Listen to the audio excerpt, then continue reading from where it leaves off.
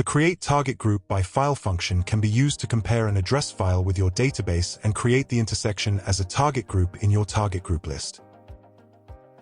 To do this, go to the Addresses and Lists menu and select Create Target Group by File using the floating action button.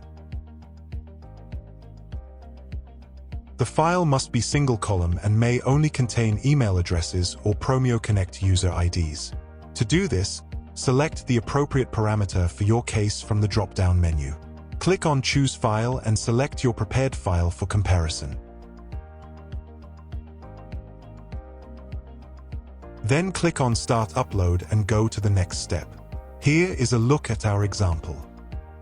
If desired, you can also customize the name of the selection to be created.